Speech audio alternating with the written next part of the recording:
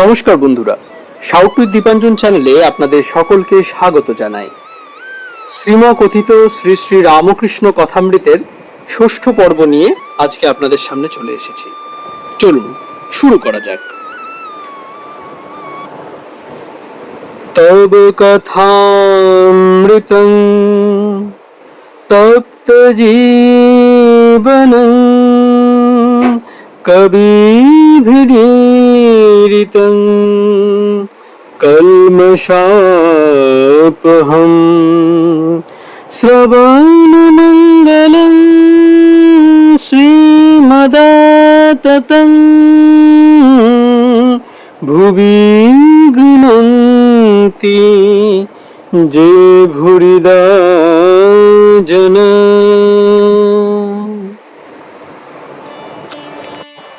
অহং কিন্তু যায় না, বজ্জাত আমি, দাস আমি। যে আমিতে সংসারী করে, কামিনী কাঞ্চনে আসক্ত করে, সেই আমি খারাপ। জীব ও আত্মার প্রভেদ হয়েছে, এই আমি মাঝখানে আছে বলে। জলের উপরে যদি একটা লাঠি ফেলে দেওয়া যায় তাহলে দুটো ভাগ দেখায়, বস্তুত এক জল, লাঠিটার দরুন দুটো দেখাচ্ছে। অহংই এই লাঠি, লাঠি তুলে নাও, সেই এক জলই থাকবে। বজ্জাত আমি কে? যে আমি বলে আমায় জানে না, আমার এত টাকা, আমার চেয়ে কে বড়লোক আছে। যদি চোরে 10 টাকা চুরি করে থাকে, প্রথমে টাকা কেড়ে লয়, তারপর চোরকে খুব মারে, তাতেও ছাড়ে না, পাহারাওয়ালা ডেকে পুলিশে দেয় ও ম্যাদ খাটায়। বজ্জাত আমি বলে জানে না আমার 10 টাকা নিয়েছে, এত বড় আস্পর্ধা। বিজয়। যদি অহং না গেলে সংসারে আসক্তি যাবে না, সমাধি হবে না, তাহলে ব্রহ্মজ্ঞানের পথ অবলম্বন করাই ভালো, যাতে সমাধি হয়। আর ভক্তিযোগে যদি অহং থাকে তবে জ্ঞানযোগী ভালো। শ্রীরামকৃষ্ণ। দুই একটি লোকের সমাধি হয়ে অহং যায় বটে, কিন্তু প্রায় যায় না। হাজার বিচার করো, অহং ফিরে ঘুরে এসে উপস্থিত। আজ অশ্বত্থ গাছ কেটে দাও, কাল আবার সকালে দেখো ফেকড়ি বেরিয়েছে।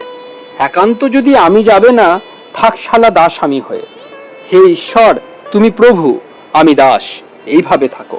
আমি দাস, আমি ভক্ত, এরূপ আমিতে দোষ নাই। মিষ্ট খেলে অম্বল হয়, কিন্তু মিছরি মিষ্টির মধ্যে নয়। জ্ঞানযোগ ভারী কঠিন, দেহাত্ম বুদ্ধি না গেলে জ্ঞান হয় না। কলিযুগে অন্নগত প্রাণ, দেহাত্ম বুদ্ধি, অহং বুদ্ধি যায় না। তাই কলিযুগের পক্ষে ভক্তিযোগ, ভক্তি পথ, সহজ পথ। আন্তরিক ব্যাকুল হয়ে তার নাম গুণগান করো, প্রার্থনা করো, ভগবানকে লাভ করবে, কোনো সন্দেহ নাই। যেমন জলরাশির ওপর বাঁশ না রেখে একটি রেখা কাটা হয়েছে, যেন 2 ভাগ জল, আর রেখা অনেকক্ষণ থাকে না। দাস আমি কি ভক্তের আমি কি বালকের আমি, এরা যেন আমির রেখা মাত্র। সপ্তম পরিচ্ছেদ। ভক্তিযোগ, যুগধর্ম, জ্ঞানযোগ বড় কঠিন। দাস আমি, ভক্তের আমি, বালকের আমি। বিজয়। শ্রী রামকৃষ্ণের প্রতি। মহাশয়, আপনি বজ্জাত আমি ত্যাগ করতে বলেছেন, দাস আমিতে দোষ নাই? শ্রী রামকৃষ্ণ। হ্যাঁ, দাস আমি অর্থাৎ আমি ঈশ্বরের দাস, আমি তার ভক্ত, এই অভিমান, এতে দোষ নাই, বরং এতে ঈশ্বর লাভ হয়। বিজয়। আচ্ছা, যার দাস আমি, তার কাম ক্রোধাদি কিরূপ? শ্রীরামকৃষ্ণ। ঠিক ভাব যদি হয়, তাহলে কাম ক্রোধের কেবল আকার মাত্র থাকে। যদি ঈশ্বর লাভের পর দাস আমি বা ভক্তের আমি থাকে, সে ব্যক্তি কারো অনিষ্ট করতে পারে না। পরশমণি ছোঁয়ার পর তরবার সোনা হয়ে যায়, তরবারের আকার থাকে, কিন্তু কারো হিংসা করে না। নারিকেল গাছের বেল্ল শুকিয়ে ঝরে পড়ে গেলে কেবল দাগ মাত্র থাকে, সেই দাগে এইটি টের পাওয়া যায় যে এককালে ওইখানে নারিকেলের বেল্ল ছিল। সেই রকম যার ঈশ্বর লাভ হয়েছে, তার অহংকারের দাগ মাত্র থাকে, কাম ক্রোধের আকার মাত্র থাকে, বালকের অবস্থা হয়।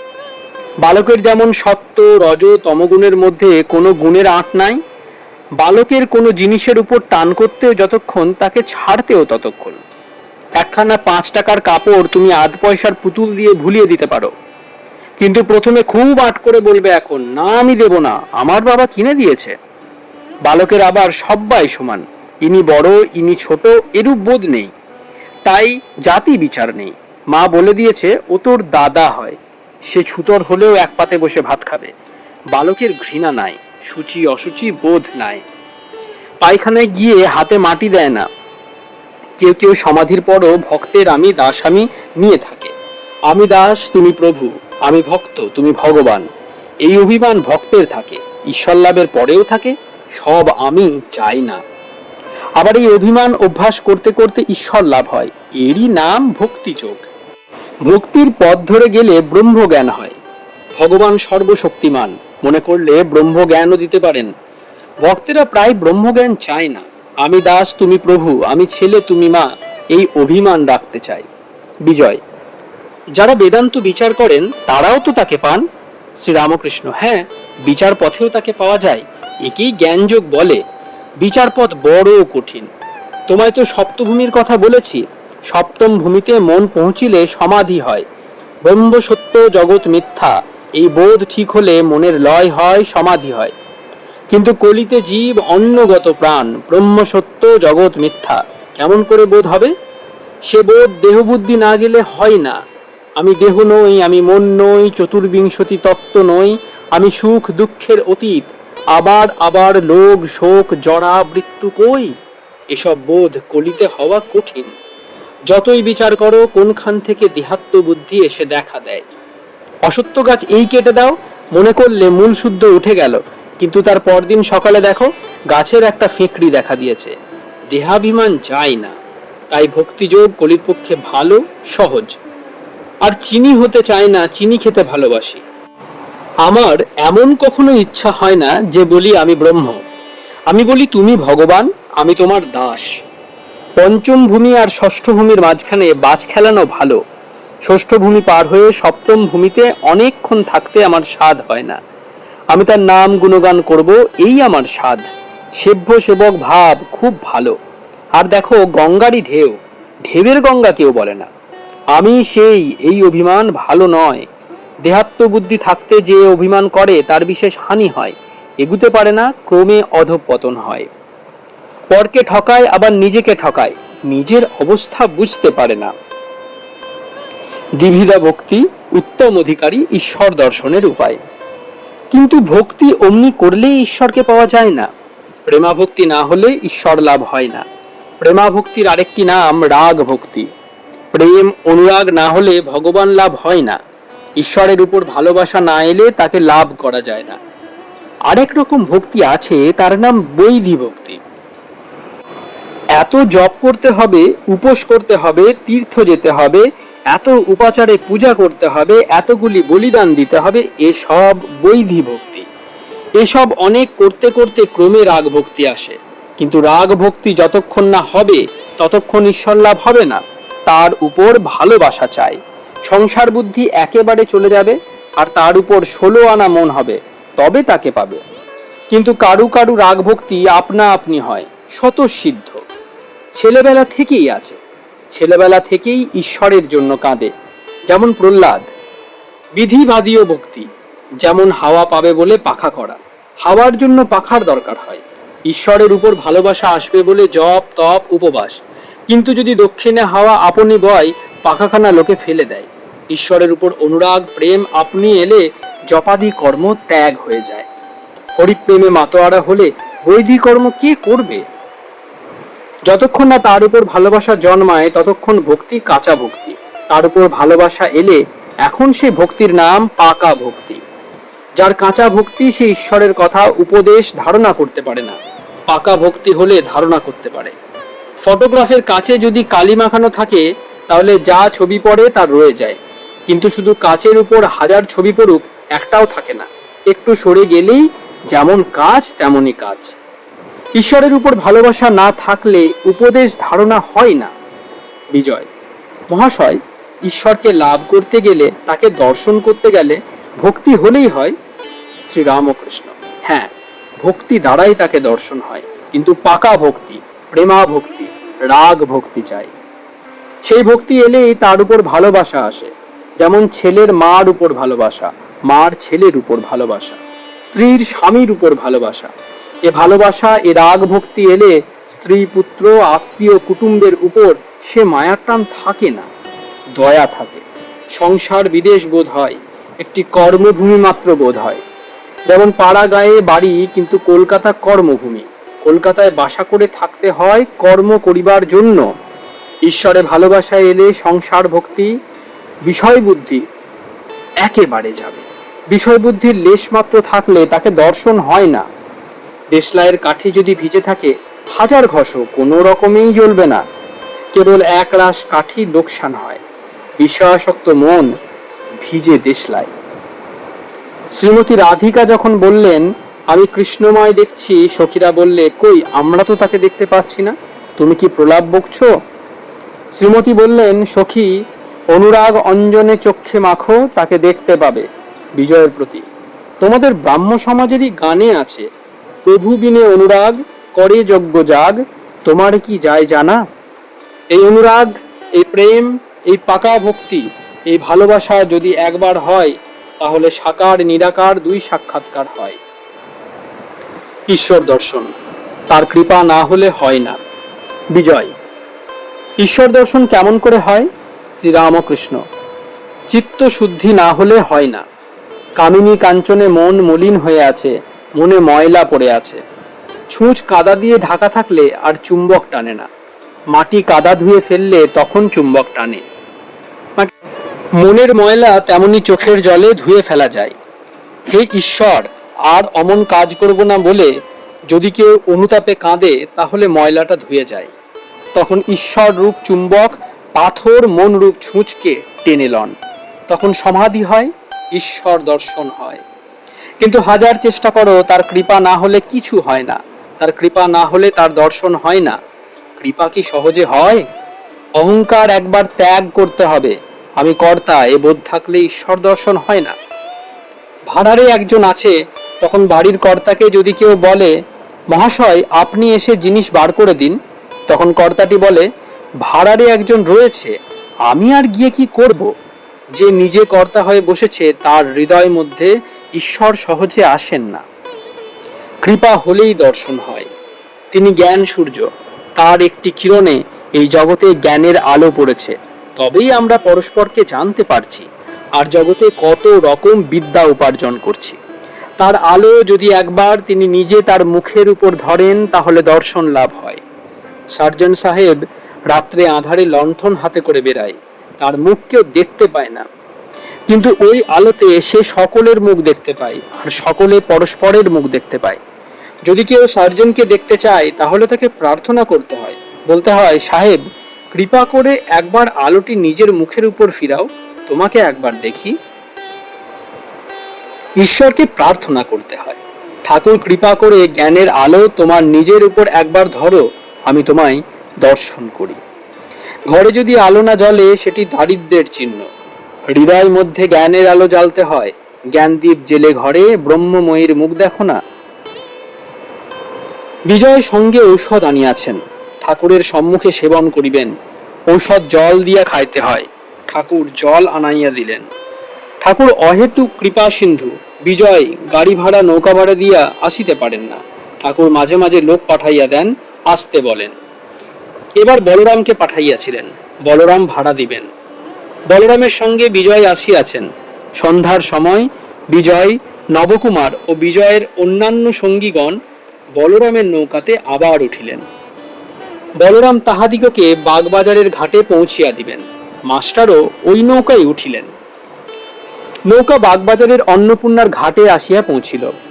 যখন বলরামের বাগবাজারের বাড়ির কাছে তাহারা পৌঁছিলেন, তখন জ্যোৎস্না একটু উঠিয়াছে।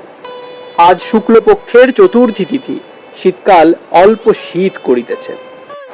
ঠাকুর শ্রী রামকৃষ্ণের অমৃতপম উপদেশ স্মরণ করিতে করিতে ও তাহার আনন্দমূর্তি হৃদয়ে ধারণ করিয়া বিজয়, বলরাম, মাস্টার প্রভৃতি গৃহে প্রত্যাবর্তন করিলেন। পঞ্চম খণ্ড।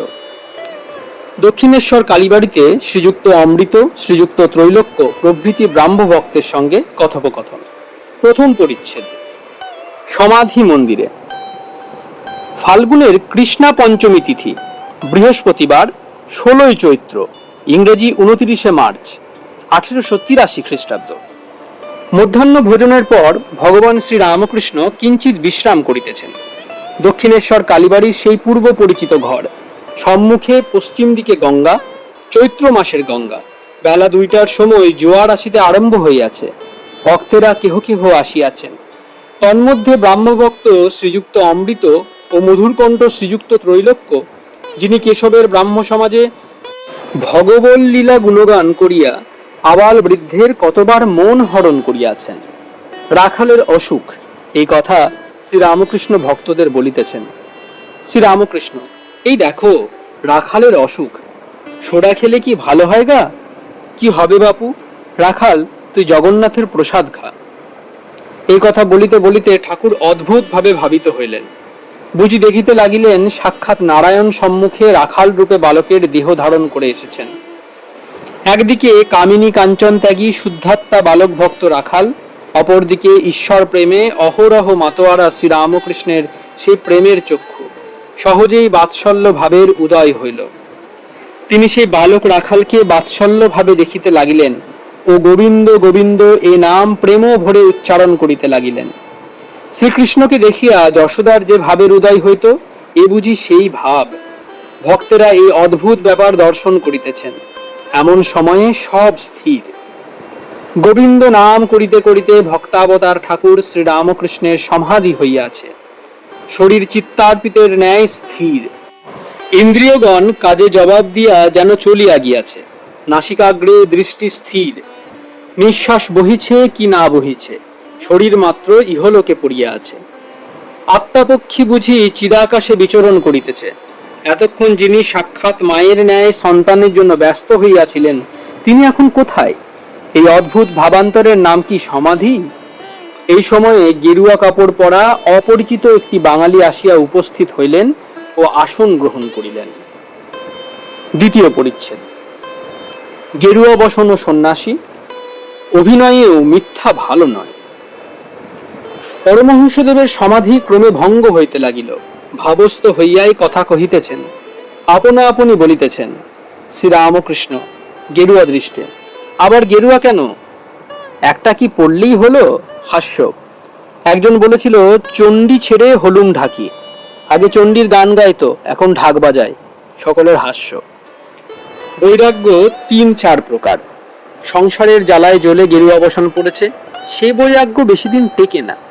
হয়তো কর্ম নাই, গেরুয়া পরে কাশি চলে গেল, 3 মাস পরে ঘরে পত্র এলো, আমার একটি কর্ম হইয়াছে, কিছুদিন পরে বাড়ি যাইব, তোমরা ভাবিত হইও না। আবার সব আছে, কোনো অভাব নেই, কিন্তু কিছু ভালো লাগে না, ভগবানের জন্য একলা একলা কাঁদে, সে বৈরাগ্য যথার্থ বৈরাগ্য। মিথ্যা কিছুই ভালো নয়, মিথ্যা ভেক ভালো নয়। ভেকের মতো যদি মনটা না হয়, ক্রমে সর্বনাশ হয়। মিথ্যা বলতে বা করতে ক্রমে ভয় ভেঙে যায়, তার চেয়ে সাদা কাপড় ভালো। মনে আসক্তি, মাঝে মাঝে পতন হচ্ছে, আর বাহিরে গেরুয়া, বড় ভয়ঙ্কর। কেশবের বাড়ি গমন ও নব বৃন্দাবন দর্শন। এমনকি যারা সৎ, অভিনয়েও তাদের মিথ্যা কথা বা কাজ ভালো নয়। কেশব সেনের ওখানে নববৃন্দাবন নাটক দেখতে গেছিলাম। কি একটা আনলে রস, আবার জল ছড়াতে লাগলো, বলে শান্তি জল। একজন দেখি মাতাল সেজে মাতলামি করছে, ব্রাহ্মভক্ত। কু বাবু! শ্রীরামকৃষ্ণ, ভক্তের পক্ষে ওরূপ সাজাও ভালো নয়। ওসব বিষয়ে মন অনেকক্ষণ ফেলে রাখাই দোষ হয়। মন ধোপা ঘরের কাপড়, যে রঙে ছোপাবে সেই রং হয়ে যায়। মিথ্যাতে অনেকক্ষণ ফেলে রাখলে মিথ্যার রং ধরে যাবে। আরেকদিন নিমাই সন্ন্যাস কেশবের বাড়িতে দেখতে গেছিলাম। যাত্রাটি কেশবের কতগুলো খোসার মধ্যে শিষ্য জুটে খারাপ করেছিল। একজন কেশবকে বললে, কলির চৈতন্য হচ্ছেন আপনি। কেশব আমার দিকে চেয়ে হাসতে হাসতে বললে, তাহলে ইনি কি হলেন? আমি বললুম, আমি তোমাদের দাসের দাস, রেণুর রেণু। কেশবের লোকমান্য হবার ইচ্ছা ছিল। নরেন্দ্র প্রভৃতি নিত্যসিদ্ধ, তাদের ভক্তি আজন্ম। অমৃত ও ত্রৈলোক্যের প্রতি। নরেন্দ্র, রাখাল টাখাল এইসব ছোকরা, এরা নিত্যসিদ্ধ, এরা জন্মে জন্মে ঈশ্বরের ভক্ত। অনেকের সাধ্য সাধনা করে একটু ভক্তি হয়, এদের কিন্তু আজন্ম ঈশ্বরে ভালোবাসা, যেন পাতাল ফোড়া শিব, বসানো শিব নয়। নিত্যসিদ্ধ একটি থাক আলাদা, সব পাখির ঠোঁট বাঁকা নয়। এরা কখনো সংসারে আসক্ত হয় না, যেমন প্রহ্লাদ। সাধারণ লোক সাধন করে, ঈশ্বরে ভক্তিও করে, আবার সংসারেও আসক্ত হয়, কামিনী কাঞ্চনে মুগ্ধ হয়। মাছি যেমন ফুলে বসে, সন্দেশে বসে, আবার বিষ্ঠাতেও বসে, সকলে স্তব্ধ। নিত্যসিদ্ধ যেমন মৌমাছি কেবল ফুলের উপর বসে মধুপান করে, নিত্যসিদ্ধ হরিরস পান করে, বিষয় রসের দিকে যায় না। সাধ্য সাধনা করে যে ভক্তি, এদের সে ভক্তি নয়। এত জপ, এত ধ্যান করতে হবে, এইরূপ পূজা করতে হবে, এসব বিধিবাদীয় ভক্তি। যেমন ধান হলে মাঠ পার হতে গেলে আল দিয়ে ঘুরে ঘুরে যেতে হবে, আবার যেমন সম্মুখের গায়ে যাবে কিন্তু বাঁকা নদী দিয়ে ঘুরে ঘুরে যেতে হবে। রাগ ভক্তি, প্রেমা ভক্তি, ঈশ্বরে আত্মীয়ের ন্যায় ভালোবাসা এলে আর কোনো বিধি নিয়ম থাকে না। তখন ধান কাটা মাঠ যেমন পার হওয়া, আল দিয়ে যেতে হয় না, সোজা একদিক দিয়ে গেলেই হলো। বন্যে এলে আর বাঁকা নদী দিয়ে ঘুরে ঘুরে যেতে হয় না, তখন মাঠের উপর এক বাঁশ জল, সোজা নৌকা চালিয়ে দিলেই হলো। এই রাগ ভক্তি, অনুরাগ, ভালোবাসা না এলে ঈশ্বর লাভ হয় না। সমাধি তত্ত্ব, সবিকল্প ও নির্বিকল্প। অমৃত মহাশয়, আপনার এই সমাধি অবস্থায় কি বোধ হয়? শ্রীরামকৃষ্ণ: শুনেছ, কুমুরে পোকা চিন্তা করে আরশোলা কুমুরে পোকা হয়ে যায়। কিরকম জানো? যেমন হাড়ির মাছ গঙ্গায় ছেড়ে দিলে হয়। অমৃত: একটুও কি অহং থাকে না? শ্রীরামকৃষ্ণ: হ্যাঁ, আমার প্রায় একটু অহং থাকে। সোনার একটু কণা, সোনার চাপে যত ঘষণা কেন, তবু একটু কণা থেকে যায়। আর যেমন বড় আগুন আর তার একটি ফিনকি, বাহ্যজ্ঞান চলে যায়, কিন্তু প্রায় তিনি একটু অহং রেখে দেন বিলাসের জন্য। আমি তুমি থাকলে তবে আস্বাদন হয়। কখনো কখনো সে আমিটুকুও তিনি পুঁছে ফেলেন। এর নাম জড় সমাধি। নির্বিকল্প সমাধি, তখন কি অবস্থা হয় মুখে বলা যায় না। নুনের পুতুল সমুদ্র মাপতে গিয়েছিল, একটু নেমেই গলে গেল। তদাকার কারিত, তখন কে আর উপরে এসে সংবাদ দেবে সমুদ্র কত গভীর? ষষ্ঠ খণ্ড। দক্ষিণেশ্বর কালীবাটিতে ভক্ত সঙ্গে ব্রহ্মতত্ত্ব ও আদ্যাশক্তির বিষয়ে কথোপকথন। বিদ্যাসাগর ও কেশব সেনের কথা। প্রথম পরিচ্ছেদ। জ্ঞান যোগ ও নির্বাণ মত, পণ্ডিত পদ্মলোচন, ঈশ্বরচন্দ্র বিদ্যাসাগর। আষাঢ়ের কৃষ্ণা তৃতীয়া তিথি, ইংরেজি 22 জুলাই 1883 খ্রিস্টাব্দ। আজ রবিবার। ভক্তেরা শ্রী শ্রী পরমহংসদেবকে দর্শন করিতে আবার আসিয়াছেন। অন্য অন্য বারে তাহারা প্রায় আসিতে পারেন না, রবিবারে তাহারা অবসর পান। অধর, রাখাল, মাস্টার কলিকাতা হইতে একখানা গাড়ি করিয়া বেলা 1টা-2টার সময় কালীবাটিতে পৌঁছিলেন। ঠাকুর শ্রী রামকৃষ্ণ আহারান্তে একটু বিশ্রাম করিয়াছেন। ঘরে মণি, মল্লিকাদি আরো কয়েকজন ভক্ত বসিয়া আছেন। রাসমণির কালীবাড়ির বৃহৎ প্রাঙ্গণের পূর্বাংশে শ্রী শ্রী রাধাকান্তের মন্দির ও শ্রী শ্রী ভবতারিণীর মন্দির, পশ্চিমাংশে দ্বাদশ শিব মন্দির। সারি সারি শিব মন্দিরের ঠিক উত্তরে শ্রী শ্রী পরমহংসদেবের ঘর। ঘরের পশ্চিমে অর্ধমণ্ডলাকার বারান্দা, সেখানে তিনি দাঁড়াইয়া পশ্চিমাশ্ব হইয়া গঙ্গা দর্শন করিতেন। গঙ্গার পোস্তা ও বারান্দার মধ্যবর্তী ভূমিখণ্ডে ঠাকুরবাড়ির পুষ্পোদ্যান। এই পুষ্পোদ্যান বহুদূর ব্যাপী, দক্ষিণে বাগানের সীমা পর্যন্ত, উত্তরে পঞ্চবটী পর্যন্ত, যেখানে ঠাকুর শ্রী রামকৃষ্ণ তপস্যা করিয়াছিলেন, ও পূর্বে উদ্যানের 2 প্রবেশদ্বার পর্যন্ত। পরমহংসদেবের ঘরের কোলে 2-1টি কৃষ্ণচূড়ার গাছ, নিকটে গন্ধরাজ, কোকিলাক্ষ, শ্বেত ও পদ্মকরবী। ঘরের দেওয়ালে ঠাকুরদের ছবি, তন্মধ্যে পিটার জলমধ্যে ডুবিতেছেন ও যিশু তার হাত ধরিয়া তুলিতেছেন, সে ছবিখানিও আছে। আরেকটি বুদ্ধদেবের প্রস্তরময় মূর্তিও আছে। তক্তপোষের উপর তিনি উত্তরাশ্ব হইয়া বসিয়া আছেন। ভক্তেরা মেজের উপর কেহ মাদুরে, কেহ আসনে উপবিষ্ট। সকলেই মহাপুরুষের আনন্দ মূর্তি এক দৃষ্টে দেখিতেছেন। ঘরের অনতি দূরে পোস্তার পশ্চিম গা দিয়া পুত সলিলা গঙ্গা দক্ষিণ বাহিনী হইয়া প্রবাহিত হইতেছিলেন। বর্ষাকালে খরস্রোতা যেন সাগর সঙ্গমে পৌঁছিবার জন্য কত ব্যস্ত। পথে কেবল একবার মহাপুরুষের ধ্যান মন্দির দর্শন স্পর্শন করিয়া চলিয়া যাইতেছেন। শ্রীযুক্ত মণি মল্লিক পুরাতন ব্রাহ্ম ভক্ত, বয়স 60-65। কিছুদিন পূর্বে কাশীধাম দর্শন করতে গিয়াছিলেন, আজ ঠাকুরকে দর্শন করিতে আসিয়াছেন ও তাহাকে কাশী পর্যটন বৃত্তান্ত বলিতেছেন। মণি মল্লিক: আরেকটি সাধুকে দেখলাম, তিনি বলেন ইন্দ্রিয় সংযম না হলে কিছু হবে না, শুধু ঈশ্বর ঈশ্বর করলে কি হবে? শ্রীরামকৃষ্ণ: এদের মত কি জানো? আগে সাধন চাই, সম দম তিতিক্ষা চায়। এরা নির্বাণের চেষ্টা করছে। এরা বেদান্তবাদী, কেবল বিচার করে ব্রহ্ম সত্য, জগৎ মিথ্যা। বড় কঠিন পথ।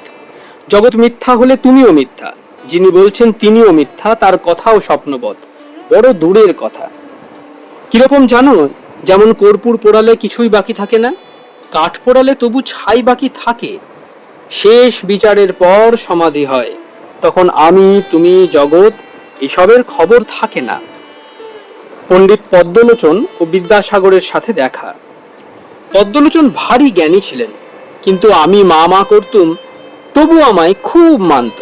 পদ্মলোচন বর্ধমানের রাজার সভা পণ্ডিত ছিল, কলকাতা এসেছিল। এসে কামারহাটির কাছে একটি বাগানে ছিল।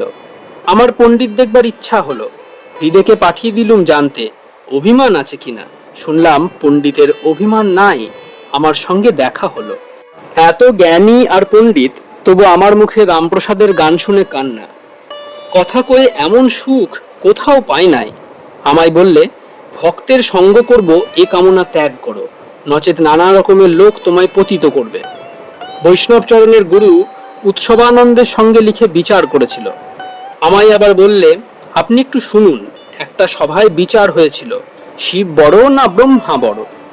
শেষে ব্রাহ্মণ পণ্ডিতেরা পদ্মলোচনকে জিজ্ঞাসা করলে। পদ্মলোচন এমনই সরল, সে বললে, আমার 14 পুরুষ শিবও দেখে নাই, ব্রহ্মাও দেখে নাই। কামিনী কাঞ্চন ত্যাগ শুনে আমায় একদিন বললে, ওসব ত্যাগ করেছো কেন?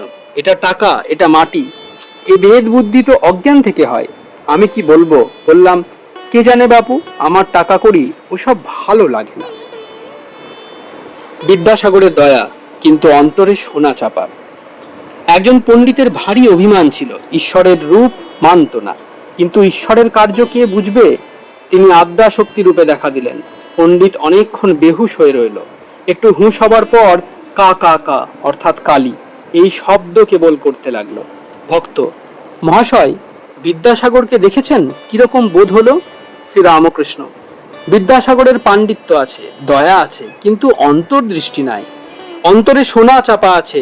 যদি সেই সোনার সন্ধান পেত, এত বাহিরের কাজ যা করছে সেসব কম পড়ে যেত, শেষে একেবারে ত্যাগ হয়ে যেত। অন্তরে হৃদয় মধ্যে ঈশ্বর আছেন, একথা জানতে পারলে তারই ধ্যান চিন্তায় মন যেত। কারু কারু নিষ্কাম কর্ম অনেক দিন করতে করতে শেষে বৈরাগ্য হয়, আর ওই দিকে মন যায়, ঈশ্বরে মন লিপ্ত হয়। ঈশ্বর বিদ্যাসাগর যেরূপ কাজ করছে সে খুব ভালো, দয়া খুব ভালো। দয়া আর মায়া অনেক তফাৎ। দয়া ভালো, মায়া ভালো নয়। মায়া আত্মীয়ের উপর ভালোবাসা, স্ত্রী পুত্র ভাই ভগিনী ভাইপো ভাগ্নে বাপ মা এদেরই উপর। দয়া সর্বভূতে সমান ভালোবাসা। আপনারা শুনছেন শ্রীমকথিত শ্রী শ্রী রামকৃষ্ণ কথামৃত। ষষ্ঠ পর্ব আজকে পাঠ হলো। চলুন প্রণাম করার মাধ্যমে আজকের এই পর্বটি আমরা এখানে শেষ করি। নিরঞ্জনং নিত্যমনন্তরূপং ভক্তানুকম্পা ধৃতবিগ্রহং বৈ ঈশাবতারং পরমেশমিদং তং রামকৃষ্ণং শিরসা নমামি।